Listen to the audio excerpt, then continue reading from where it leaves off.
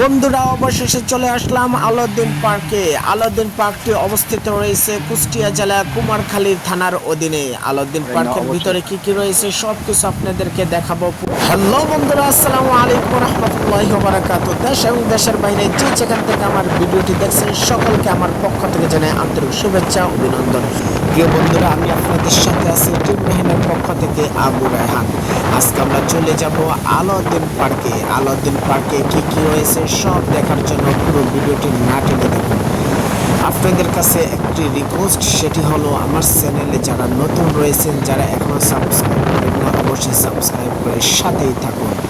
আমরা আলাউদ্দিন পার্কে যাব, ওখানে কত টাকার টিকিট, ভিতরে কী কী রয়েছে সব কিছু ইনশাল্লাহ আপনাদেরকে ঘুরে ঘুরে দেখাবো।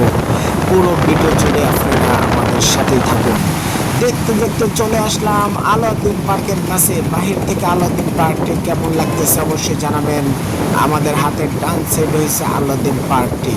এই আলাউদ্দিন পার্কের সামনে আমরা চলে আসছি। দেখতেই পাচ্ছেন আলাউদ্দিনের এখানে বিখ্যাত এক বাড়ি রয়েছে, অসাধারণ বাড়িটি। সেই বাড়িটি দেখালাম। এখন আমরা চলে আসছি গাড়ি পার্কিং করতে। গাড়ি পার্কিং করে এখন আমরা চলে যাব ভিতরের দিকে। টিকিট কেটে ফেলবো। টিকিট অবশেষে কেটে ফেললাম। কয় টাকা নিল টিকিট দেখেন, মাত্র 50 টাকা নিয়েছে টিকিট।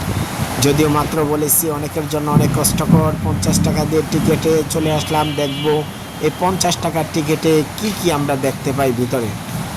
ভিতরে ঢোকার পরে হাতের ডান দিকে পুকুরটি অবস্থিত রয়েছে, তবে আমাদের দেশের ভাষায় বলা হয় দিঘি।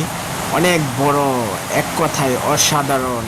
মনে চাচ্ছে একটু পানিতে নেমে গোসল করি, যদিও সেটা সম্ভব হবে না। তো যাই হোক, আপনাদের পুরো সাইট আপনাদেরকে ঘুরে ঘুরে দেখানোর চেষ্টা করছি।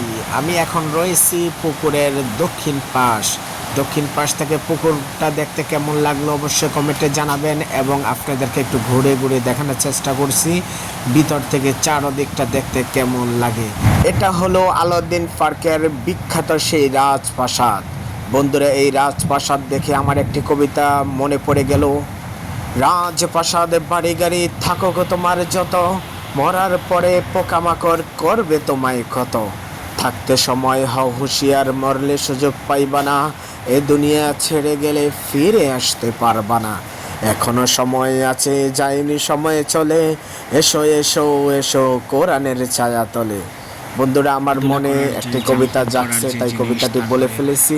তো এখন আপনাদেরকে পুকুর পাশটা আমি দেখাবো ঘুরে ঘুরে, কারণ হলো এখন আমি বর্তমানে রয়েছি পুকুরের পশ্চিম পাশ থেকে পুকুরটি দেখতে কেমন হয় সেটা দেখাইলাম। এখন চলে যাচ্ছি দোতলায়। দোতলা থেকে আপনাদের একটি জিনিস দেখাবো, সেটি হলো সরকা। যদিও জানি না এটার নাম কি, কিন্তু সরকা বলা হয়। সে সরকা আছে এখানে, এবং কি নৌকা রয়েছে, নৌকাতে আপনি ঘুরতে পারবেন। আমি এখন সকালবেলা চলে আসছি, তার জন্য মূলত এখানে লোকজন কম, বাট বিকালবেলা অনেক লোকজন আসে এখানে। বিশেষ করে এখানে ফ্যামিলি নিয়ে লোকজন আসে। আর বন্ধুরা, একটি জিনিস মাথায় রাখবেন, এখানে রয়েছে সিসি ক্যামেরা দ্বারা নিয়ন্ত্রিত। সাবধান।